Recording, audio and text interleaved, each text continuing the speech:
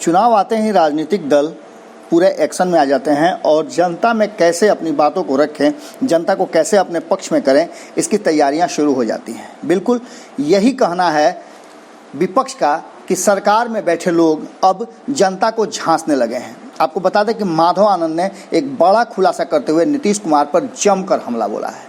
आपको बता दें कि माधव आनंद एक युवा अर्थशास्त्री हैं और वो लगातार बिहार के विकास के लिए कई ऐसे खाका और योजनाएं लगातार बताते रहे हैं। हमने भी कई बार माधव आनंद से बात किया है और माधव आनंद से बात करने के बाद हमने ये जाना है कि वो लगातार सरकार के भी संपर्क में हैं और सरकार से कई बार उन्होंने आग्रह भी किया है कि उनकी योजनाओं को और उनके द्वारा बताए गए रास्ते को अपनाकर सरकार बिहार में रोजगार सृजन करे और बिहार से पलायन जो हो रहे हैं उसे रोका जा सकता है।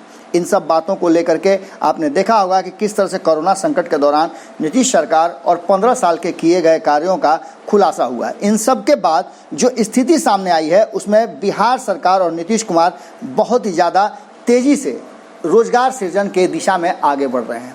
आपने देखा होगा कि उद्योग मंत्री श्याम रजक लगातार बात कर रहे थे उद्योगपतियों से। इन सब के बीच एक नई औद्योगिक नीति को लेकर के नीतीश सरकार ने, कैबिनेट ने फैसला किया है। उस उद्योग नीति पर भी अब प्रश्न खड़े होने लगे हैं।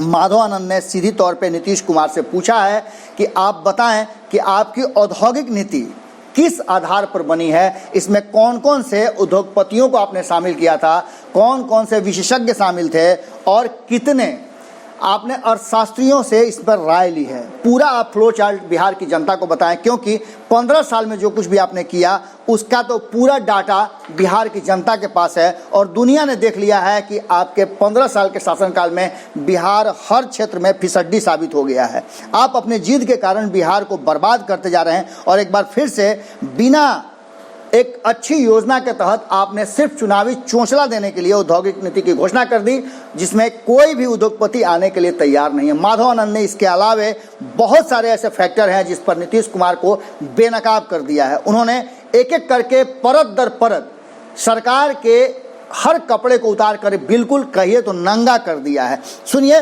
माधव आनंद ने क्या कुछ कहा और किस तरह से उन्होंने नीतीश सरकार की औद्योगिक नीति को ध्वस्त करते हुए बताया कि ये नीति सिर्फ चुनाव के लिए है और चुनावी चोंचले हैं। एक बार फिर से नीतीश कुमार ने बिहार की जनता को ठगने और झांसा देने का काम किया है। नीतीश कुमार पर भरोसा करना बिहार के लिए बड़ा घातक होगा। सुनिए क्या कुछ कहा है माधव आनंद ने। माननीय नीतीश कुमार जी के नेतृत्व में जो एनडीए की सरकार बिहार में चल रही है, कल नई औद्योगिक नीति जो है लाने का काम किया। मैं बिहार सरकार से पूछना चाहता हूं, इतनी जल्दबाजी क्यों? जब 15 सालों में आप निवेश नहीं ला पाए, एक भी कल कारखाने बिहार में नहीं लगे, रोजगार सृजन पे काम नहीं किया गया, तो जो क्या 2 महीने का वक्त बचा है, इस 2 महीने में बिहार में निवेश आ जाएगा। दूसरी बात मैं ये भी कहना चाहता हूं, अर्थशास्त्री होने के नाते जिसने भी ये नई औद्योगिक नीति को अमली जामा पहनाने का काम किया है, क्या वे अर्थशास्त्री हैं? क्या उनको अनुभव है? किस पैनल ने ये बनाया है?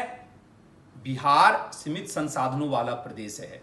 बिहार में निवेश कैसे लाया जाए, इसके लिए बहुत सारे स्टेप्स लेने की जरूरत है। बिहार में और इस इकोनॉमिक पेंडेमिक में भारतीय निवेशक भी डरे हुए हैं, सहमे हुए हैं, निवेश करने से डर रहे हैं। अगर आप चाहते हैं कि बिहार में रियली निवेश आवे, कल कारखाने लगे, रोजगार सृजन पे काम हो, तो सबसे पहले आपको लॉ एंड ऑर्डर दुरुस्त करने की आवश्यकता है। आपको निवेशकों को भरोसा दिलाने की आवश्यकता है कि आपने जो निवेश किया है, आपका निवेश 100% बिहार में सुरक्षित है। आपको टैक्स हॉलिडे की बात करनी चाहिए थी, जहां निवेशक अगर निवेश करते हैं तो आने वाले 20 साल तक या 15 साल तक बिहार सरकार उनसे टैक्स नहीं लेने का काम करेगी। ये बहुत सारे बोल्ड ऐसे स्टेप्स हैं, अगर बिहार सरकार लेती तो मुझे लगता है 15 साल में निश्चित रूप से बिहार में निवेश हुए रहते, कल कारखाने लगे रहते। इसीलिए अब तो आपने नई औद्योगिक नीति ला दिया है, लेकिन मुझे नहीं लगता कि इस नई औद्योगिक नीति में कुछ भी नयापन है जिससे निवेशक जो है सो आपके तरफ आकर्षित हो। इसीलिए वक्त आ गया है कि जो नई सरकार सरकार बनेगी, मैं भी एक अर्थशास्त्री होने के नाते बहुत सारा इनपुट देना चाहता हूं, और अगर उस इनपुट को अगर सरकार एक्सेप्ट करेगी, निश्चित रूप से निवेशक प्रोत्साहित होंगे, निवेशक बिहार में निवेश करेंगे, एक क्रॉस सेक्टर निवेश करेंगे, और एक भी व्यक्ति चाहे स्किल्ड लेबर हो या अनस्किल्ड लेबर हो या व्हाइट कॉलर जॉब वाले हो, कोई भी बिहार से बाहर जाने के लिए बाध्य नहीं होगा।